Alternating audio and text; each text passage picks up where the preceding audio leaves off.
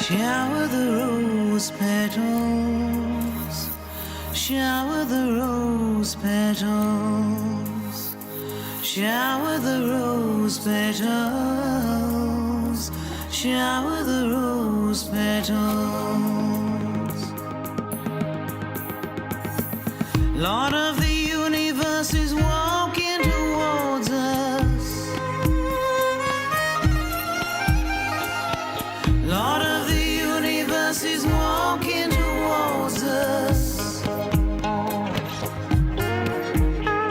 Shower the rose petals, shower the rose petals, shower the rose petals, shower the rose petals. Hello and Sairam everyone, I'm Dana Gillespie and here I am sitting in the library in Puttaparthi. And I was asked to talk about my life. I've had a pretty colourful life, but in order for me to explain about my life with Sai Baba or here in Puttaparthi, I have to actually go back to how I started, which was in 1964. I made my first record in 1964. I was only 15, so you can, if you're good at mathematics, you can work out how old I am. And I knew I was going to be a singer from the age of 11. I started writing songs at 11. And from 64 up until, I can't remember the first year I came here, actually, maybe nearly 40 years ago, I just was singing. I lived a wild life. I hung out with all the top names in the rock and roll business. I've made, well, actually just the other day, my 70th album has come out. So I've not sat back and done nothing. I was the first Mary Magdalene in Jesus Christ Superstar, which was a massive honor to do that in biggest theatre in London. And it must have been nearly 40 years ago, I was on a train going from Zurich to Vienna. That's a 12-hour train journey.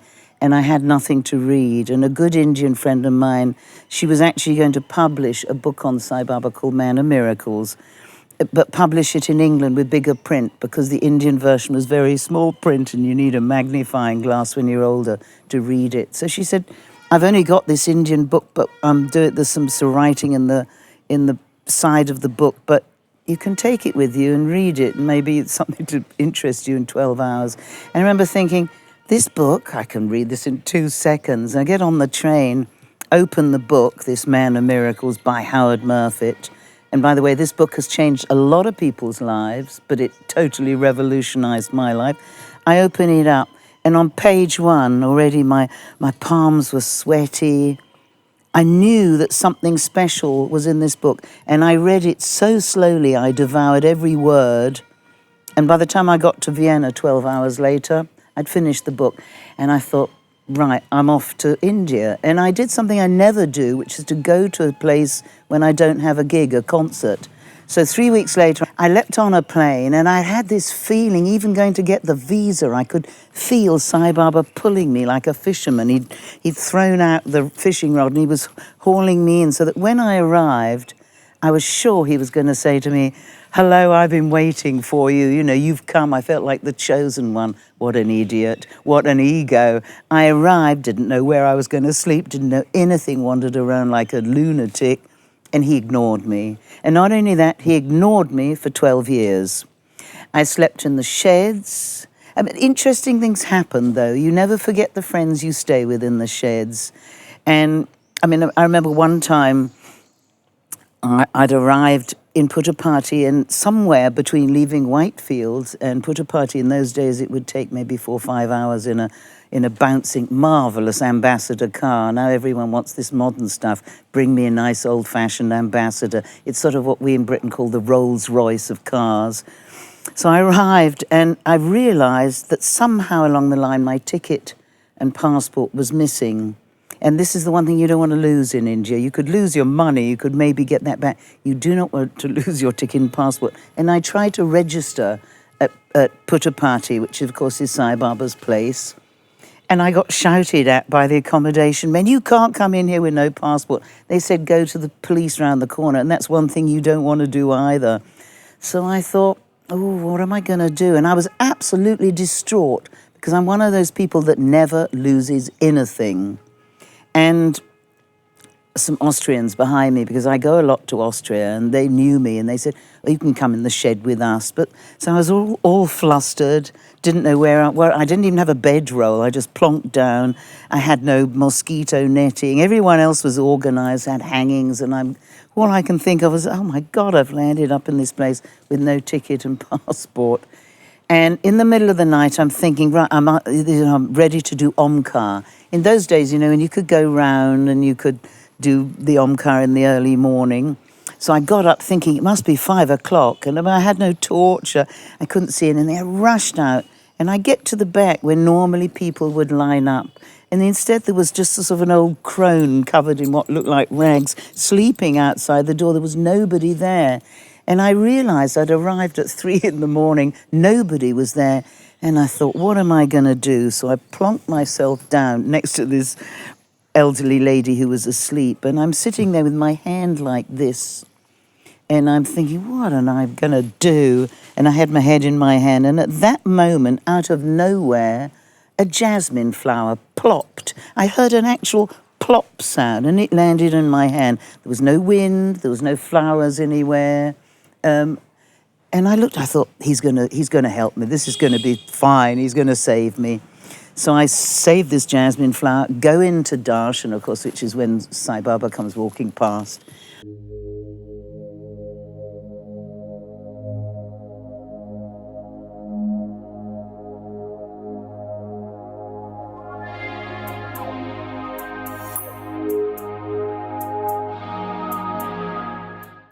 And he still wasn't talking or looking at me. He's going to save me. I was absolutely sure of this. He ignored me yet again. And I thought, God, what am I going to do? So then I used to go up in those days. I used to go up in the hills. And I used to walk around because it was the one place you could get cool breezes. And the eagles would be swirling around. And I would sit there on a rock. So I'd gone up there, and somebody had told me, probably erroneously, that if you sing bhajans, the snakes and scorpions won't bite you. So there I am singing bhajans. And while I'm up there at exactly 12 o'clock, which of course in India is boiling hot then, and it's a kind of dead zone, I hear in my head, go down to the village now, go down now. So when you have these inner voice things, as you get older, you do learn to tune into your inner voice. I always say it's so important to trust in your own heart. So I, went all the way down. And as I'm walking past the old accommodation office, a man steps out holding my ticket and passport. And he had gone to try and find me, but because I wasn't registered, I was there illegally, of course, he couldn't find me, and they told him to get lost as well. So we literally met like this, and I said, gosh, thank you. Took the ticket and passport and just checked everything was right. When I looked up to thank him, he had gone. So I was pretty thankful about that. These are little kind of things that occurred before I got the first call to come and sing for the 70th. But I mean, one other quick story before I actually got to sing for Swami's 70th birthday. And I thought, right, I'm going to finally go for a birthday. I've never been to a birthday before, and I'd always heard, don't go, it's so packed with people, you'll get swamped and you won't even find a place in a shed, which sounded pretty terrible to me. And a week before leaving, I got terrible pains in my stomach. I collapsed in the street, was taken off to the local Chelsea and Westminster Hospital, which is the London hospital near where I live in Chelsea. And they took x-rays and they could see some sort of shadow somewhere around here. And they said, oh, you've got to... Nobody said, cut this woman open. They just gave me loads and loads of pills, and I was on a drip. And my private doctor came in to see me and said, what are you doing in a public ward? And, and he used to be Rajmata's doctor as well, so he knew who Swami was. And I said, well, it's all right, Swami will take care of me. He said, you're bonkers, he said. But if something changes, you ring me up and let's see what can happen. So I said, but I'm leaving for India in a few days. So he said, well, gaga, he said. So the day before my flight, I come out of hospital. I'm feeling terrible by this time. I'm dripping with sweat and feeling like death. But I had this great bag of antibiotics, so I thought it would save me. I go home, get ready, come into the airport, London airport, and it's 5 in the morning. The check-in things aren't open, so I'm sitting there. By this time thinking, I'm going to die, but Swami's going to save me. And I saw 30 kind of sadhu men in orange and dripping with, ash and everything, barefooted, and they're all chanting. And I'm thinking, this is the sign, he's going to save me. So I'm sitting there, and the check-in opens, and I could hardly walk at this point. And I go in and I hand my ticket, and the moment I hand the ticket, a voice in my head says very clearly, do not get on this plane. Take the ticket back, go home, call my private doctor. 3 hours later, I'm on the operating slab, and I would have died if I'd have got on the plane because I'd got an abscess. They had to take loads of bits of tubes and things out. It had burst. So if you get septicemia and you're up in the air, you die. They can't land, and they wouldn't have known what it was. So he saved me anyway. But after that, all through this time of my 12 years in what I call the wilderness, I knew I was meant to be there. Within my heart, I knew instantly Swami was all I needed. And even if I was miles away, and I often was, because when I was 15, I was caught in a very bad avalanche in Switzerland. So I was a bit of a champion skier, and I was British junior water ski champion for 4 years. So I was Miss Sporty in my mad youth. And I'm always at the back because I couldn't sit with my leg out. But I kept listening to this great music, and I thought, well, I'm a musician. I should really try and take this music to a wider audience, because this music called bhajans, for those of you that don't know, but I think everyone here certainly knows, it puts you into such a good mood, and the moment you know them and can sing along to them, you feel much better. But a lot of Westerners find it difficult to learn this music, and especially where I came from in London, I go to the oldest Sai Centre in London in a place called Russell Square, and in those days they had one bhajan book that had so many mistakes in it that I didn't want to make mistakes, but I think I did probably in my earlier bhajans. But I know now there's a huge difference between Hare, Hari and Hara. But there was nobody to tell me.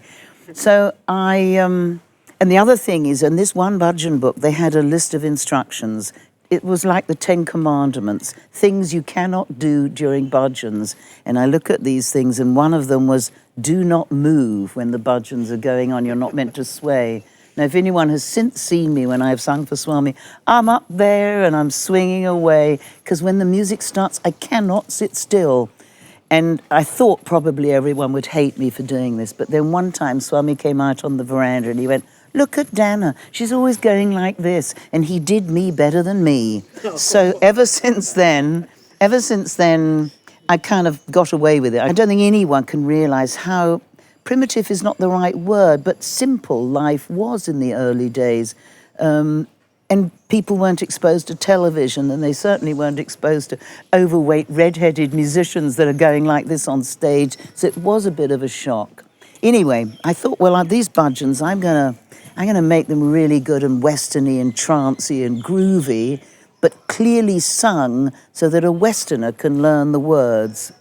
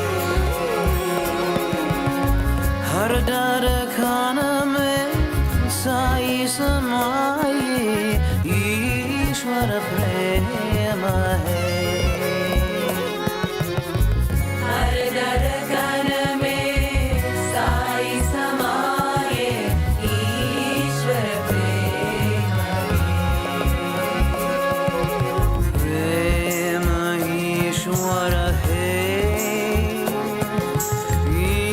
Ishwara prema hai.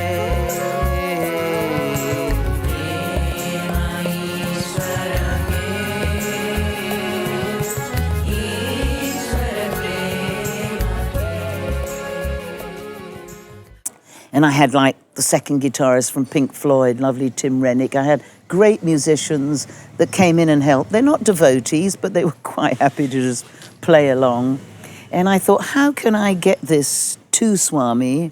Because I was always at the back because of my leg. So I was there for 2 weeks and I put it on a cassette machine and I put it in what we in England called a jiffy bag. It's a sort of padded thing with bubble wrap inside. And I was thinking, I've got 2 weeks to try and hand it to him. But I was always at the back. But from this distance at the back, I could see people were offering things and he was patting them or patting on their heads in a thing. And I was always in the back getting no joy. Well, I was getting joy. I was actually in those days, I remember thinking about this the other day, I was quite content to just see one of his hairs sticking out from behind a pillar or a tiny bit of a flash of orange. I was totally happy. Anyway, the days go by and I've got this package burning a hole in my room and I got one last chance to get it to him and I thought, I'm going to have to do this. So I suddenly found myself on front row. And one thing I must stress is that nobody knew who I was. I always came alone. Nobody knew my name and nobody knew I was a singer. You know, a few English people might have known me, but I didn't know anyone then. And I found myself in the front, and I thought, well, I'll have to suffer with my leg. And Swami came out, and he came straight to me, stood right in front of me, and he said, the singer, hand me the cassette. Now, nobody on this planet, except for Sai Baba, knew that I'd stashed a contraband cassette under my clothes. And that was my sign to go and print. And CDs had just been invented then, so that was my sign. I made my first CD. And from that moment on, my life kind of changed because I'd got my first Bhajan CD. And a few months later, I get a telephone call, sadly not from Sai Baba himself, but from the organization. They said, would you like to come and sing for the 70th birthday? Would I? What a question. I said, yes. I said, well, I've just done my first Bhajan CD. I was hot to trot for bhajans. And they said, no, Swami wants you to do your Western music. Now, this was really difficult.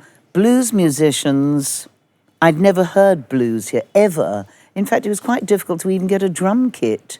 There was no real piano. Well, there was in the school, but it was badly out of tune. So I asked my English band, the London Blues Band, and I said, do you want to come and play in India where you can't drink, you can't smoke, you can't eat meat, and you won't get paid? Needless to say, half the band said, no way, Jose. But the other half, I had two others, and they said, yeah, well, why not? So I had to take two other guys from Austria. One of them is called Joachim Palden, who I've worked with for years, and he's a phenomenal boogie piano player. And he said, yeah, we'll come. So I arrived with 4 musicians who didn't really know each other. And we arrived, and it's the first time I've been in Puttaparthi, and it was heavingly packed. 70th birthday was more crowd than it is now, actually. And for those of you that have never been into the stadium, it was packed like you cannot believe. However, a couple of days before, I'm in joy because they've stuck a huge rosette there saying artist. So, and I had somebody to sort of wheel me around everywhere. I was able to jump the queue for food. I was suddenly in a front line for Swami's darshan, which hadn't happened to me before. And I had a room on my own. Oh, glory, hallelujah. That was a joy. You know, you had a fan so the mosquitoes didn't come in and attack you. And I'd sort of been walking out. My musicians had no idea what to see.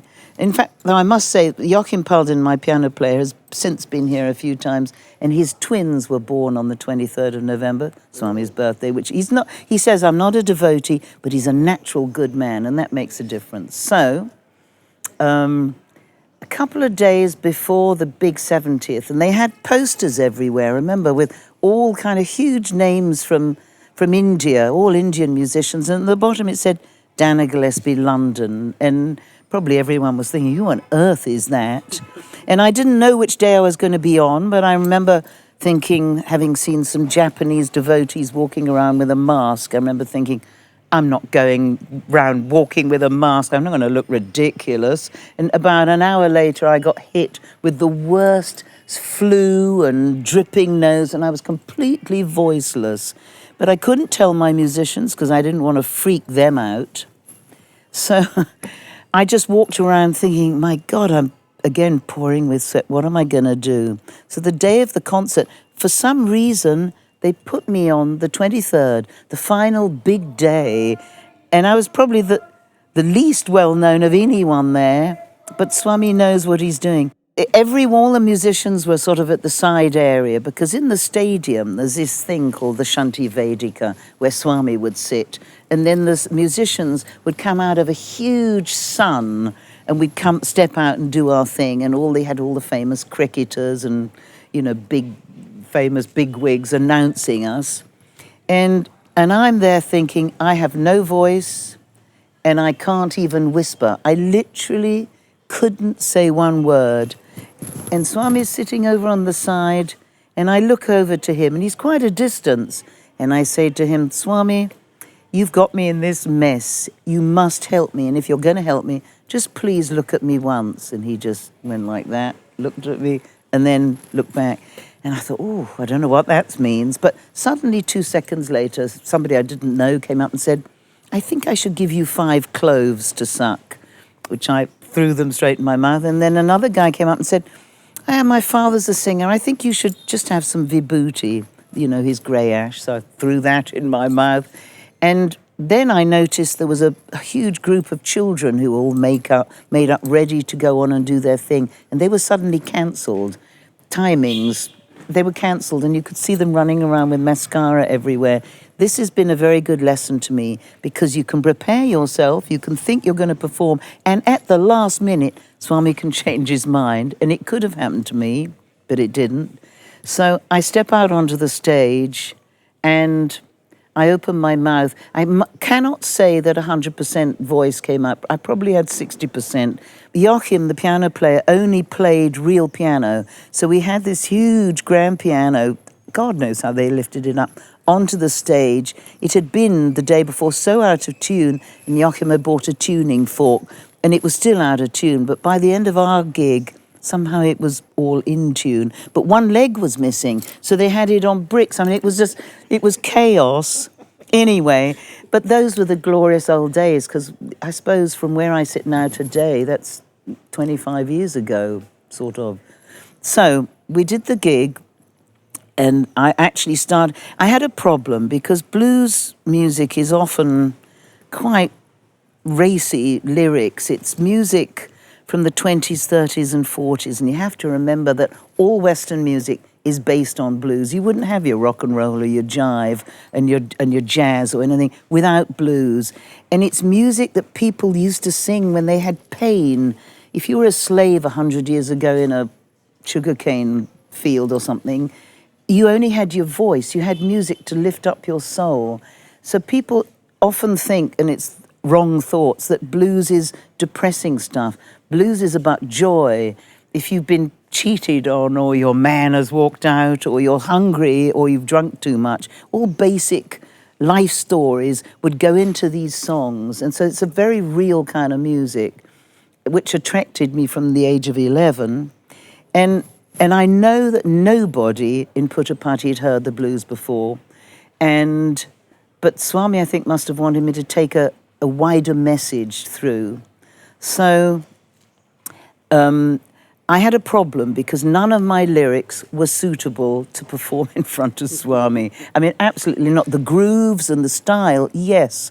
So I sat down and I wrote in a sort of Chicago blues. Each city in America has got a certain style of blues. So Chicago blues is it's kind of, we call it Humpty Dumpty Dumpty. It's a very simple style. And I wrote, I sigh for you. I was rather happy that I'd got the word sigh double meaning with Sai Baba. And, I sigh because I do sigh for Swami all the time. Well, I used to. Now he's everywhere, so don't need to sigh.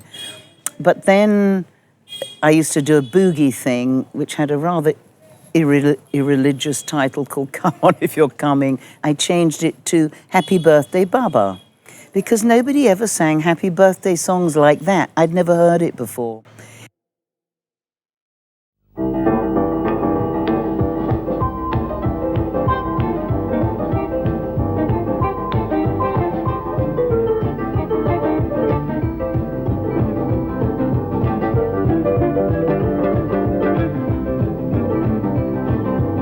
Take my heart and take my soul, only you can take control. Happy birthday, Baba. Happy birthday, Baba. Happy birthday, Baba. Give you my heart. Although everything belongs to you, there's one thing I wanna do. Happy birthday, Baba. Happy birthday, Baba. Happy birthday, Baba. I give you my heart. There's so much I wanna say, but oh, you know it all anyway. Happy birthday, Baba. Happy birthday, Baba. Happy birthday, Baba. I give you my heart. Ooh, yeah.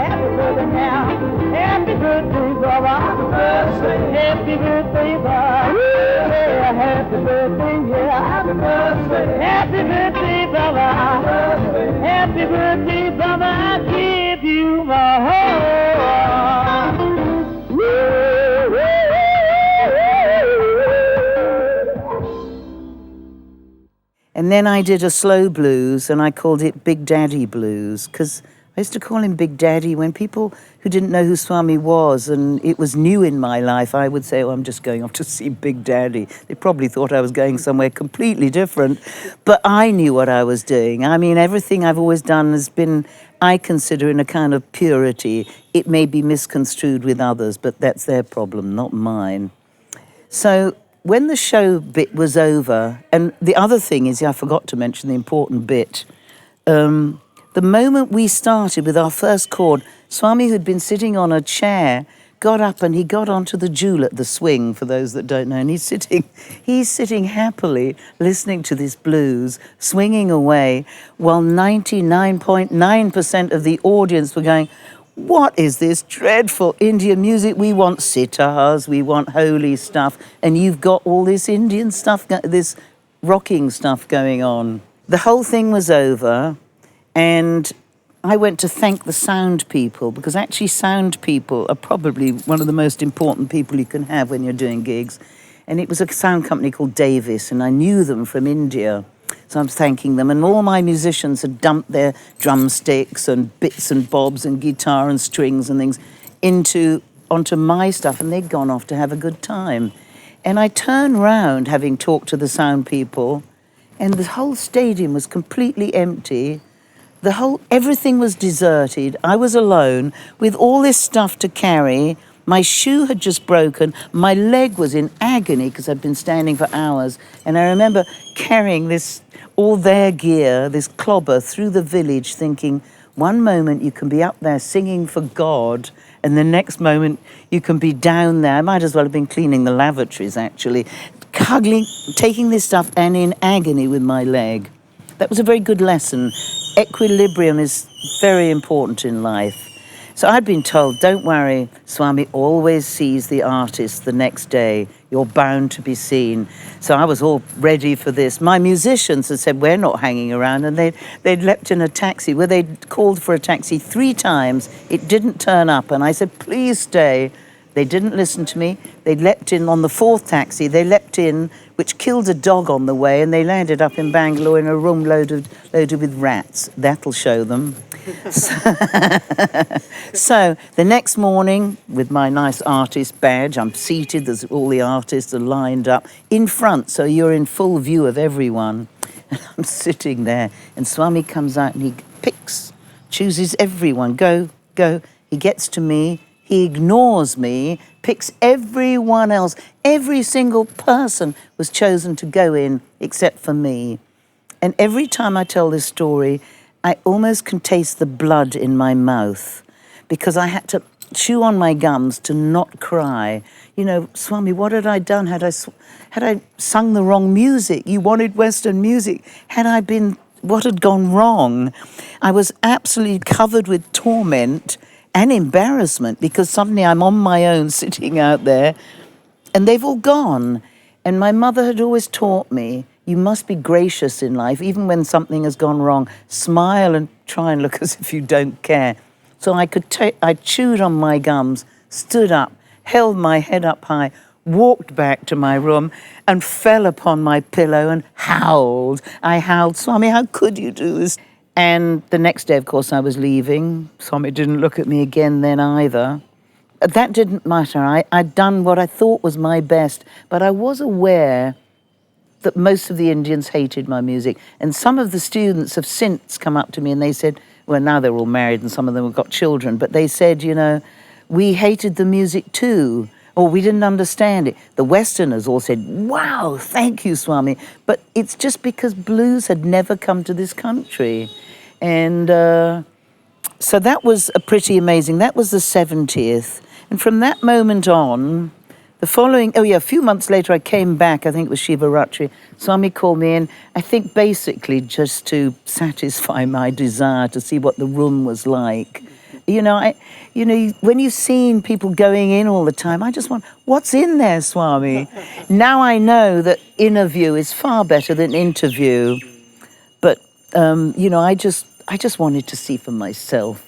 So I can't even remember what happened in that interview, probably not very much. I've sort of lost count on the number of interviews. And anyway, when there have been ones of great importance, Swami used to say, if he gives you something or says something, don't go out and tom-tom it all over the world because it loses its importance. If you were given something, he'd always say, cover it up, when you leave the interview room, because otherwise people are going to either feel jealous or want something as well. So, as I said, I've kind of lost track through the years of things that he's said to me, but I do remember one very important thing. He once said, do you want to ask me a question? And you know how people in the old days used to go in and see Swami, and they had great shopping lists of, should I sell my business? Can you get a wife for my son? When's my daughter getting married? All of this trivial stuff. I never had a question because when I was there, sitting in front of him, I just felt I didn't have any questions. So I'm in there on my own. And by the way, this was at a time when they used to say, he doesn't take people in on their own, certainly not women. He did. I went in there quite a few times and it didn't bother him. In fact, he always used to call me sir, so that was quite reassuring. Because I've always felt slightly, not exactly a hormonal imbalance, but I live in a man's world. I've worked in a man's world in the 60s, and you get strong. You've got to toughen up. So he said, do you want to ask me a question? And I couldn't think of a single thing that was intelligent. So I just said, Swami, well, what's the meaning of this life? And he just said, 5 words, and I repeat these 5 words always. He said, play the game, be happy. And it's so simple. That's all we need to do. And we are like his chess pieces. He moves us around. Surrender is the most important thing. I always remember Rajmata said to me when I first came here, she said to me, if you learn surrender, that's the only thing you need to know. Everything else falls in place. So a few years go by. Oh yeah, well then the next time I get asked to sing is in the Purna Chandra Hall. And I'm there on my own. And Swami says, I think it might have been 71st birthday. So I'm there on my own, and Swami says, now you sing these 6 songs, and he says, don't worry, I will be there, because my worry is I was singing with backing tracks, and I'd never heard people in Puttaparthi sing with backing tracks. They always came with live musicians. And Swami used to sometimes get up and go on what I call little walkabout. If you're with live musicians, you say to them, come on boys, keep playing till he comes back. But with a backing track, you can't alter the running order, and you can't change anything, you're stuck. So I had these 6 songs that were, and Swami said, don't worry, I will be there. And he said, don't worry, you'll get marvelous equipment. You'll have the best monitor, the best microphone, and nice speakers. And some of you will know what's coming next. So the day of the concert in the Purna Chandra Hall, because I'm quite theatrical, I thought I could step out with my microphone and I could walk over there and I could walk over there and I could sing and, because I'd noticed that a lot of the Indian performers usually look terrified and they never smile and they never talk in between the songs and they don't command the stage, which of course I'm used to doing. So I get out with the microphone and it's so old and the cable is so short, I couldn't move anywhere. The monitor was about that size at my feet and I was stuck. No moving about, I was there frozen. And I had another problem, is through the years I'd observed everyone used to offer him a rose. Well, in the Purna Chandra Hall, there's a sort of a semicircle thing, a thing where the VIP sit with Swami in the middle, but it's down below. And as a woman, you can't possibly go among the men to give something to Swami. So how could I give him a rose? And anyway, with my bad knee, on a stage, I never could get down on my knees because Swami liked people to look elegant. And if I got down on my knees, I'd have looked like an elephant trying to get up. It's not a nice sight. So this is where I devised the idea. I devised the idea to shower him with rose petals. I had a big bag of rose petals. I come out onto the stage, probably looking horror at the microphone, but then I just threw them all over him. And I'd learnt to do that because I think it was a couple of years earlier. I'd been there on Ladies' Day. And for some reason, 4 ladies were chosen to give Swami some flowers. And they were wrapped in plastic. They looked cheap and nasty and horrible, and they were all drooping. And one of the ladies was a famous actress, Hollywood actress, I shouldn't say her name, and 2 other bigwigs from here in the ashram. Why they picked me, I don't know. And I'm given these flowers and I'm thinking, I can't give these to Swami. They look awful. And I was told, no, you must. There's an order. And I said to the girl next to me, I'm not giving these to Swami. I'm embarrassed. She said, you'll be kicked out of the ashram. I said, I don't care. I am not doing this. So the first woman, the famous one, gets up and hands the thing to Swami and he just throws them on the floor. He doesn't even look at them. He's got a really long face. Next woman gets up, throws them. It happens to the third woman. And all the time I'm thinking, I am not offering anything to Swami that he throws them on the floor. So there was a couple of roses in this awful plastic thing. I wouldn't give plastic to Swami anyway. Rip the petals off, leave this plastic thing behind, go up. And he'd had a long face during the whole time. Throw rose petals over him and he smiles. So that's how I started with this rose petal thing. So I pour the rose petals down and my worry about him moving and going on walkabout didn't happen. He stayed there. I could see down below his eyes were burning bright like a tiger. I could see him looking at me because it's all dark down there. I've always felt that he doesn't want me to sing to him. He wants me to sing for him. And anyway, Swami once said, the best way to see the Lord is to see him in everyone. So I look at God when I look at the audience. So I was a bit worried about this concert with my backing tracks for one reason alone. I'd taken one bhajan, which was Prasanna Ho, Satya Sai Ram, put a disco beat on it, which I thought, I'm going to be landed in such trouble again.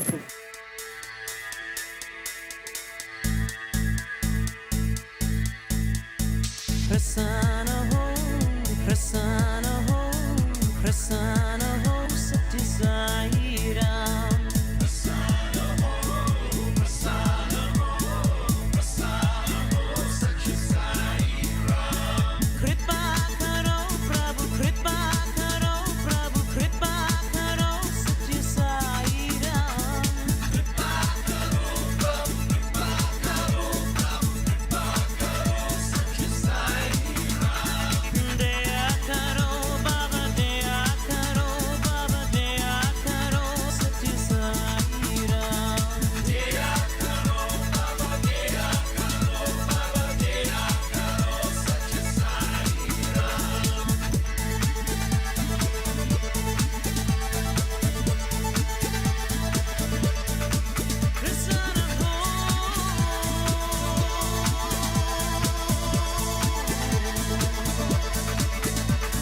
Prasanna Ho, Prasanna Ho, Prasanna Ho, Prasanna Ho, Satya Sai Ram. And can you believe it that at the end of the concert, there were students or people in white, probably not students, actually, they were up and dancing to Prasanna Ho. I've now seen them dance all over Russia where I've sung. They get up and dance because this music is joyful.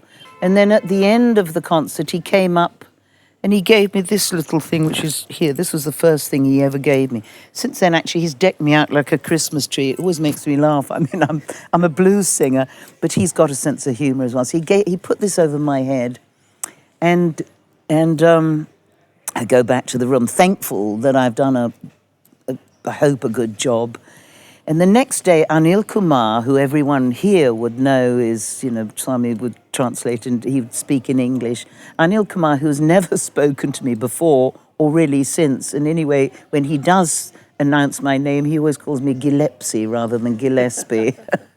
But that doesn't matter. He came up to me, he said, I was sitting on the floor next to Swami last night, and he said, when you were singing, he said, look at Dana. She's not just singing, she's experiencing the bliss, he said. And then Anil Kumar trotted off.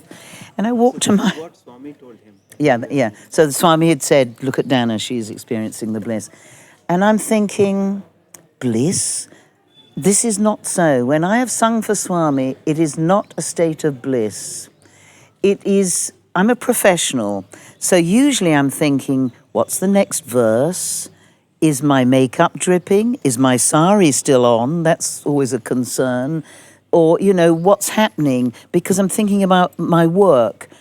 But when I have sung the songs, when I practice songs, especially a song that I wrote for him called Guardian Blue Angel, and now when I'd be staying in Rajmata's house, where the acoustics are amazing, I used to practice in there, and I'd start this song, and I would be in floods of tears. Not one note would come out of my mouth.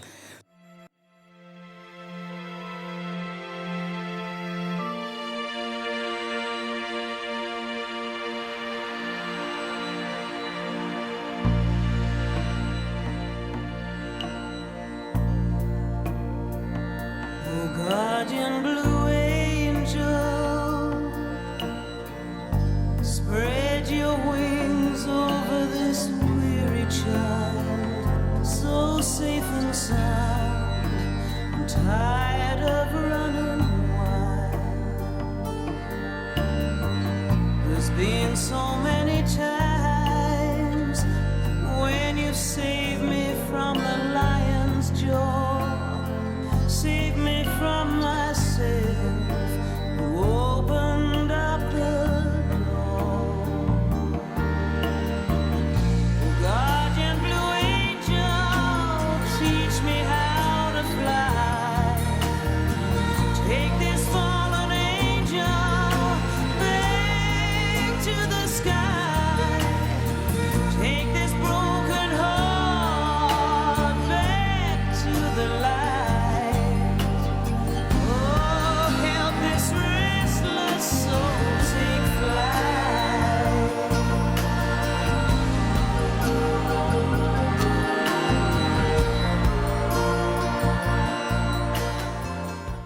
So I know that Swami would switch me off. I had no bliss because I have a job to do. He wants me to sing for him.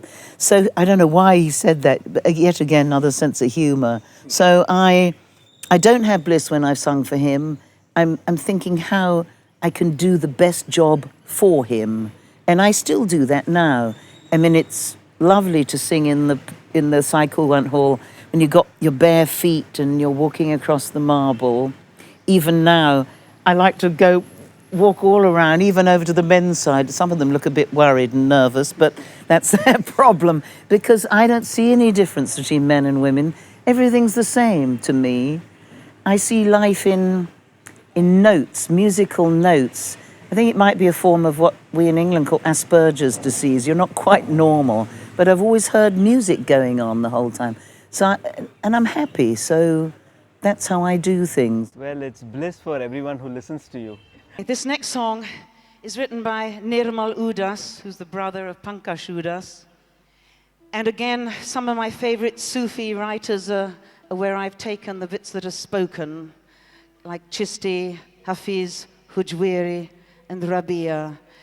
And this song came about from the times when I used to sit outside nearly 20 years ago, often crying, sometimes tears of joy, but sometimes yearning tears at night, wishing that I was in here. And it wasn't until I'd finished writing the words that I realized the title had a double meaning, because it's called Silently Sighing.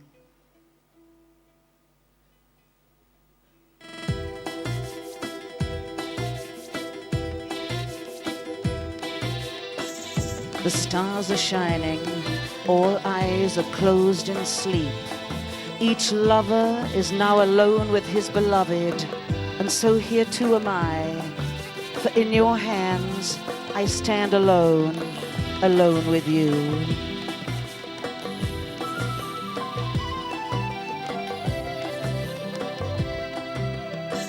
Silently sighing underneath the moonlight, softly crying, what am I to do?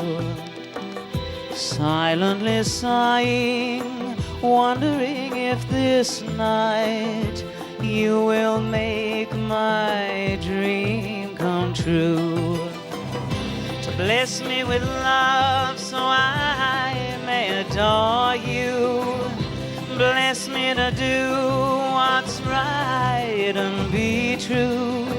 Give me a heart so I can give it back to you. Silently sighing underneath the moonlight, slowly dying of love for you.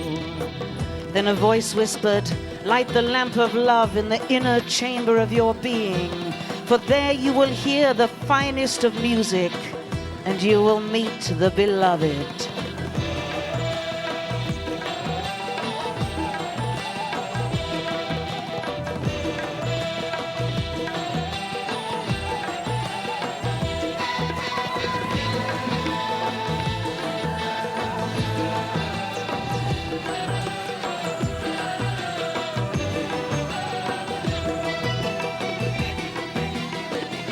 How many tears make up an ocean? Oh, let me drown in this sea of love.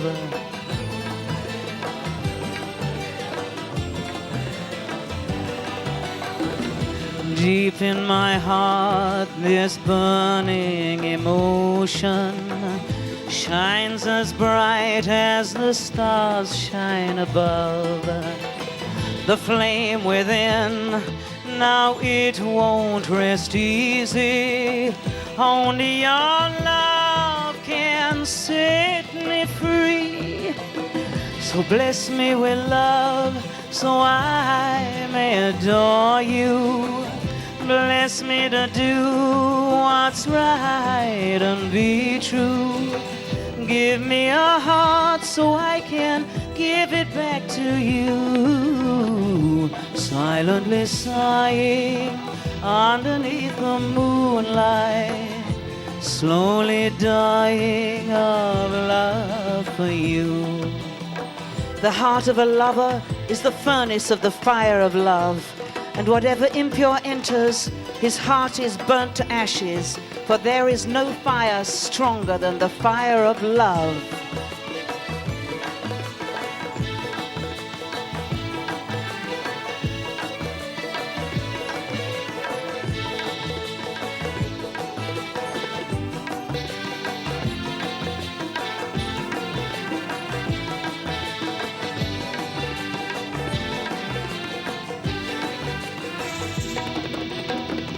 So many nights have passed without sleeping, till the dawn comes whispering your name.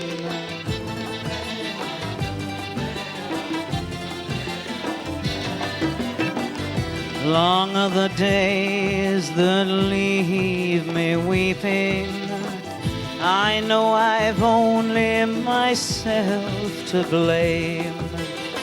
I turn to you for my one reality. Only your love can set me free. So bless me with love so I may adore you. Bless me to do what's right and be true. Give me a heart so I can give it back to you. Silently sighing underneath the moonlight, slowly dying of love for you. Don't regret your midnight sighs, for they are the mirror of the heart, radiant in the dawn. For love is the polisher of the mirror of the heart.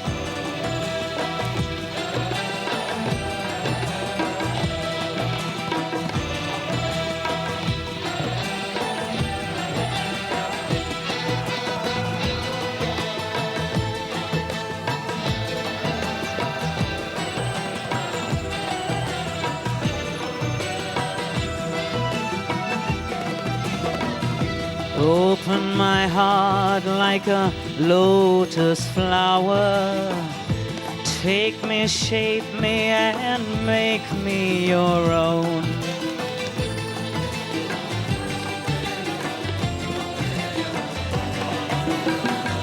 Hear my prayer in the midnight hour. Let me know I'm never alone. Turn my life into sweet victory. Only your love can set me free. So bless me with love so I may adore you. Bless me to do what's right and be true. Give me a heart so I can give it back to you. Silently sighing underneath the moonlight, slowly dying of love for you. So bless me with love so I may adore you. Bless me to do what's right and be true.